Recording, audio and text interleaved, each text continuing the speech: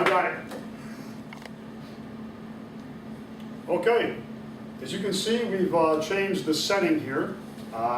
We were previously in the Great White North, and we just flew down into this new setting, and boy, are our arms tired. Yeah. Yeah. Anyway, so we're going to continue on with our next installment here.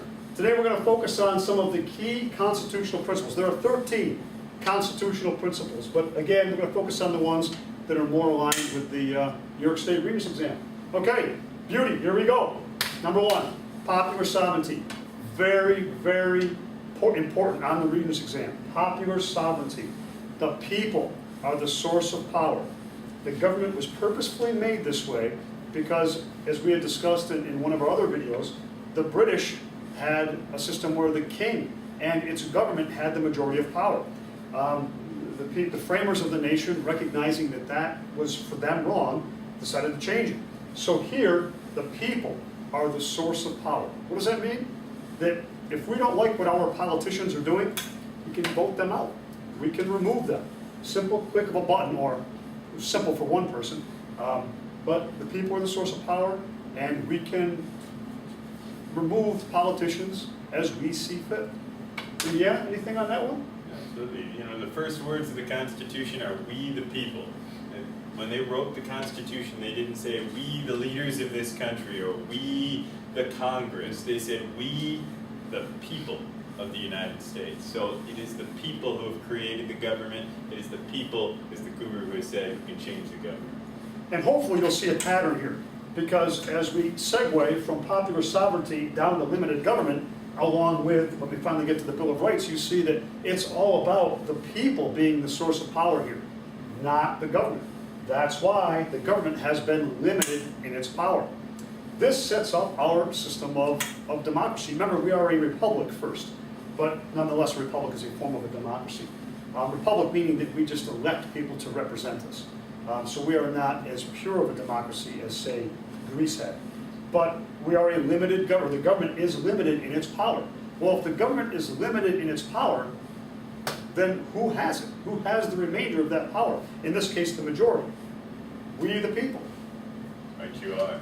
So, you know, the old governments, the British government, it had no limits. The king, you know, was not limited, or had very few limits. In many other European countries, it was even less limited. The British government at least had the Magna Carta, which said that the king could not raise taxes. So he had some limits. But the whole principle in the United States Constitution is that we're going to put a lot of limits on our government so that it cannot get too strong like the British government was. Yeah, and which one was it? Which one was it, Indiana, the British system that allowed for trial by jury? The English Bill of Rights. English Bill of Rights. The English Bill of Rights, very, very important. Is our system of government, the American system, took a little bit from one culture, took another bit from, very eclectic in its nature, in that we took pieces of other governments that we thought would work well for us. And that was one of them. And we'll get to that, the Bill of Rights here, trial by jury. So the English Bill of Rights limited the king's power, because prior to the English Bill of Rights, the king was the police, he was the court system, and he was the adjudicator. He was the judge as well. So he had control over the entire system. So you could see how opposite to what we have now and what we had at the beginning of our nation's inception, the king had the majority of power, where now it is the people that have the majority of power. At least we hope it's still that way. Again, save the hate mail, because I'm sure that there are people out there saying that that's not true, the government has, it's too strong, and maybe you're right. But that's something you could think about on your own. For this discussion and for the New York State Regents, we are going to presume that the people have the majority of power.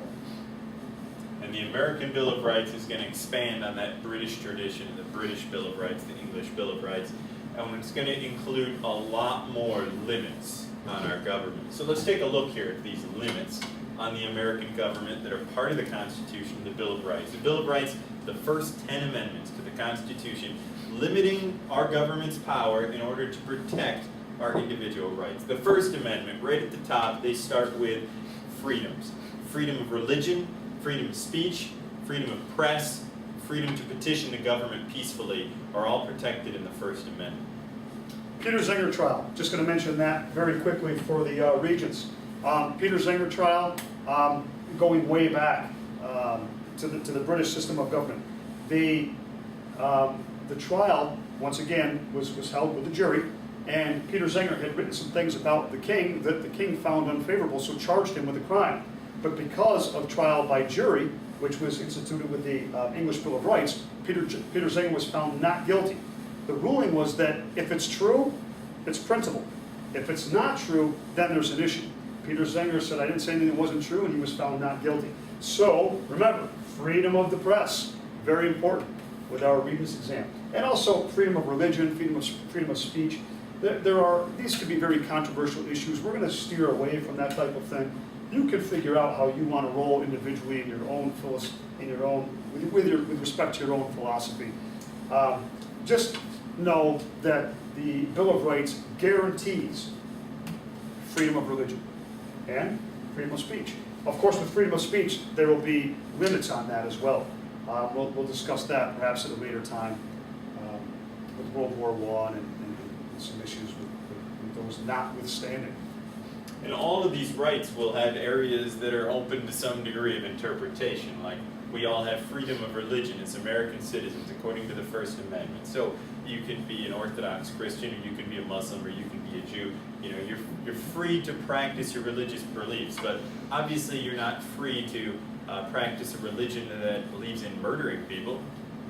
So you can't infringe on other people's rights, and there's interpretation to some degree in all of these amendments. Please keep in mind as well that every single one of these of the original Bill of Rights, the first 10 amendments of the Constitution, they all do essentially the same thing.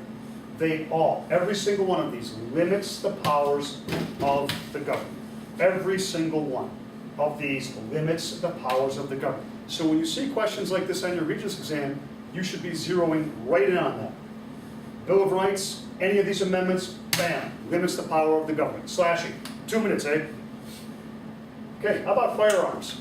Very controversial. Again, we're not going to get into what firearms should be allowed or what shouldn't be allowed.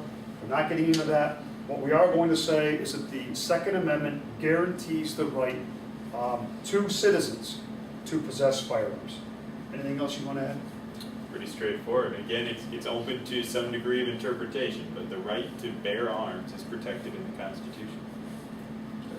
Third Amendment, soldiers and quartering. The British government had quartered soldiers in the homes of American colonists, and when they created the Constitution, the former colonists, now the Americans, say, we're not going to allow our government to ever do that. So soldiers cannot be quartered in our homes in peacetime. Quartering meaning housing. So the government cannot, during times of peace, cannot order citizens to house soldiers. And during times of war, that's different. During times of war, almost anything goes with respect to protecting the nation and its framework. Guru, could you talk to us a little bit about the Fourth Amendment here? Search and seizure. Yeah, that's police stuff. Me being a former Canadian Mountie. Search and seizure. The government has the right, under certain circumstances, to take your property and to search your home. But the amendment says no unreasonable search and seizure. Well, there the question is, what is unreasonable? Well, different states might see that in different ways. New York tends to be a little bit more protective of the citizen population, where a more quote-unquote conservative state might be a little bit more protective of the quote-unquote presumed innocent people, and they might actually allow for greater latitude with search and seizure. Supreme Court cases, there are numbers of cases dealing with search and seizure. Indiana Jones and I are going to do an entire video series on Supreme Court cases as well, so we will get into more on that later on. Search and seizure. The police have the right to search you, the person. They have the right to search your property. They have the right to search your house, but under certain circumstances. And in many of these circumstances, a warrant must be issued. That's part of the checks and balances. The police have to go to a judge. The judge has to give them permission to go search a person's house. Otherwise, the police department or a police officer must see a crime in progress. in a house to go do that. So, in other words, the government cannot just simply search your property whenever they want for whatever reason they want. There are limits. There must be reasonable cause to suspect that there's something going on, that a crime has been committed, or that a police officer is in jeopardy. In other words, his safety cannot be questioned either. Well, it can be, but he has the right to try to check that on himself by searching.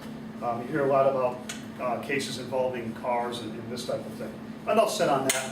I think you get the idea. Police can search under certain circumstances and given reasonable cause. And again, these terms, reasonable cause, suspicion, these are very broad terms, and that's why you have judges involved in the system so that the police don't become too powerful.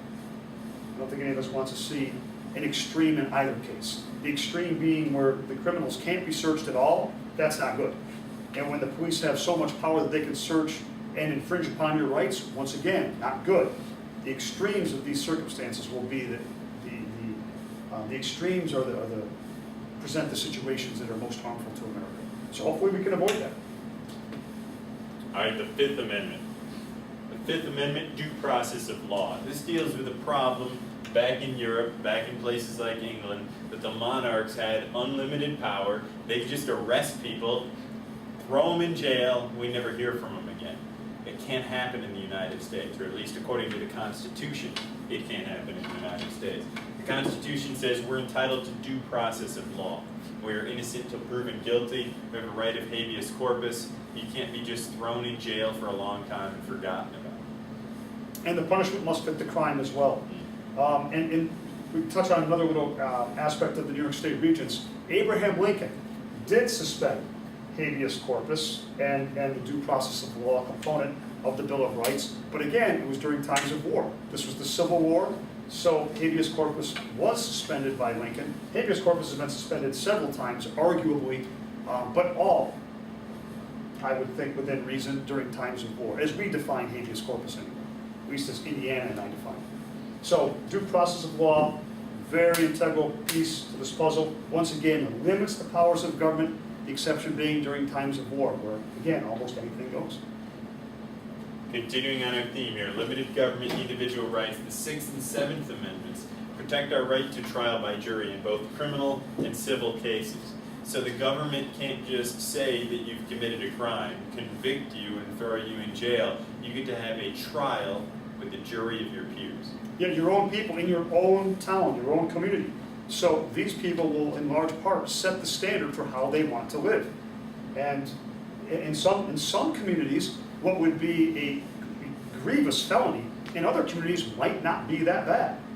That's why you see sentencing for things here in the Binghamton area at times much more severe than would be in New York City. It's different community, different standards. Talk to us about the Eighth Amendment, Kruger. Cruel and unusual punishment. The government cannot issue, and this can be very controversial too, cruel and unusual punishment. Again, how do you define cruel? How do I define cruel? How does Indiana define cruel? How does Dave the cameraman define cruel? These things are all subject to argument. So it's very difficult at times. Is the death penalty cruel and unusual? I don't know. Again, I'm not gonna reveal my cards because I don't want the hate mail coming in. You can figure out if the death penalty is cruel and unusual. Historically, given the framework of the United States, we'd have to argue based on history that it isn't cruel and unusual, based on the history of the nation. But times change. The government is flexible. We'll get into that later on. Is it cruel and unusual? No. It's up to you. What do you think, Indiana? Anything else you'd like to add on that? Very good. And back in Europe at the time, they had some very cruel and unusual punishments that we do not have today. So they didn't carry those things over. It'd be common if someone is convicted of a severe crime that they could be drawn and quartered, which is a pretty violent way to go, to say the least. And in the United States, that stuff is not going to happen, protected by the Eighth Amendment. How about tarring and feathering? Again, historically, wasn't that? That seems pretty cruel and unusual. Yeah, you would think. That brings us to the end, our 9th and 10th Amendments. The 9th and 10th Amendments are dealing with this issue. Here they have listed all kinds of rights that we have, right? They have limited the government. They said the government can't take away these rights, the government can't take away these rights, et cetera, and et cetera. And at the end of the list they go, you know what? We better make sure we make it clear here that this is not all of them, right? That the people still have rights that we may have forgotten or overlooked This is or their just not safety got net. into. Yeah, this is the framers, the anti-federalists, this is their safety net, the 9th and 10th Amendments.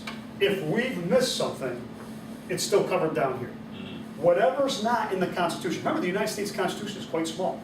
There's only 8 pieces to it, really.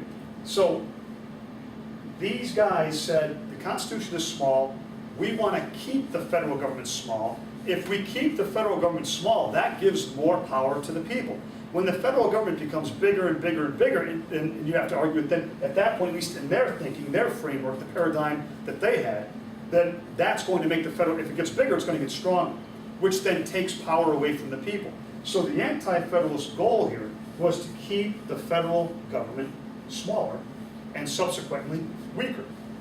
They thought, well, we've got a good list here, but it's not all of them. That's the safety net. Now, there are exceptions to that, the elastic clause, a few other things. So we'll get into that here in just a few minutes. But certainly, the safety net, whatever's not in the Constitution belongs to the people and the states. All right. We'll have other constitutional principle videos on checks and balances, on federalism, of separation of powers. So check them out. These are not all of the constitutional principles. This is just the beginning. We got more coming, eh? Take off.